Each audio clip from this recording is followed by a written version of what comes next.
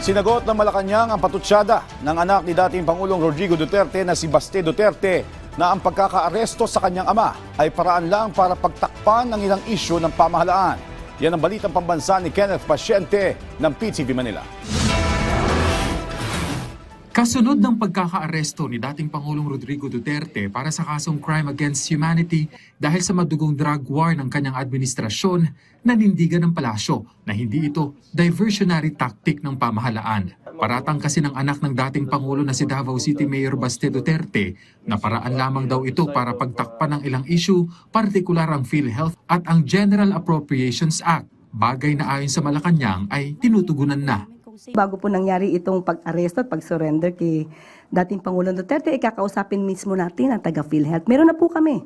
Hindi lamang po namin pinapalabas ngayon dahil nga po ang issue ngayon ay patungkol po dito sa ICC. At baka po hindi maintindihan ng tao kapag ka po ibang issue ang pinag-uusapan. Pero madali pong i-explain kung ano po ang nangyari sa PhilHealth. At yung tungkol po sa GAA, hayaan po natin dahil ang sabi po natin, sumusunod tayo sa principle, enrolled bill principle.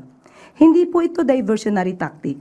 Buwelta pa ng palasyo, ang issue ng confidential funds ng Office of the Vice President ang tila hindi na napag-uusapan. Kaya mabuti na lamang din daw at lumutang ang mga bagong kahina-hinalang pangalan na nakatanggap umano ng pera mula sa naturang pondo ng OVP.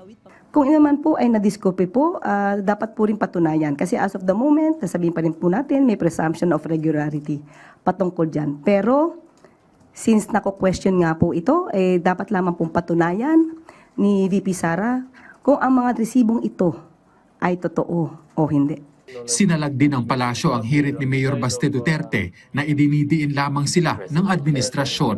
Gusto na naman po niyang iparating sa taong bayan na kawawa na naman po ang mga Duterte dahil sinisingle out.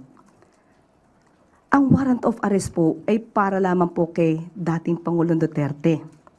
Wala pa po ang ibang mga co-perpetrators na nakasaad doon. So hindi po tayo makakaiwas na si dating Pangulong Duterte lamang po ang isurrender sa ICC. Sa tanong kung bakit hindi muna inimbestigahan ang dating Pangulo dito sa Pilipinas bago i-turn over sa ICC, pinaliwanag ng palasyo na dapat tanungin ang nakaraang administrasyon dahil taong 2021 daw nang hilingin ng Duterte administration na itigil ng ICC prosecutor ang pag-iimbestiga dahil magsasagawa umano ng sariling investigasyon ang nakaraang administrasyon. Pero hindi raw ito nagawa, kaya ipinagpatuloy ng ICC prosecutor ang pagsisiyasat. Kung meron po sigurong dapat sisihin kung bakit nagpatuloy ang ICC, yun na rin po ay ang dating administrasyon dahil hindi sila agad kumilos patungkol dito sa mga kasong ito. Na nirereklamo patungkol sa madugong war on drugs. Hindi po ba dapat sila nga muna ang nagsimula? Para kung meron pong dapat na ipagpatuloy ang Administrasyon Marcos patungkol sa pag-iimbestigang yan, ay dapat na simulan na po. So wag natin ipahid ang kasalanang ito sa administrasyon ni Pangulong Marcos. Samantala, sinabi naman ng palasyo na nakikipagtulungan na sila sa iba pang ahensya ng gobyerno para tugunan ang paglipanan ng fake news lalo na sa social media kasunod ng pagkakaaresto ni Duterte. Ipinunto rin nito na kailangan ng whole of nation approach para tuldukan ang misinformation. Hindi rin tutol ang Malacanang sa naging pahayag ni dating Senador Laila de Lima na handa itong makipagtulungan sa investigasyon ng ICC. Muli ring hinimok ng palasyo si dating Presidential Spokesperson Attorney Harry Roque na bumalik na sa bansa para harapin ang mga alegasyon sa kanya, lalo't hindi naman ito magiging parte ng legal team ni Duterte. Mula PTV Manila, Kenneth Pasyente, Balitang Pambansa.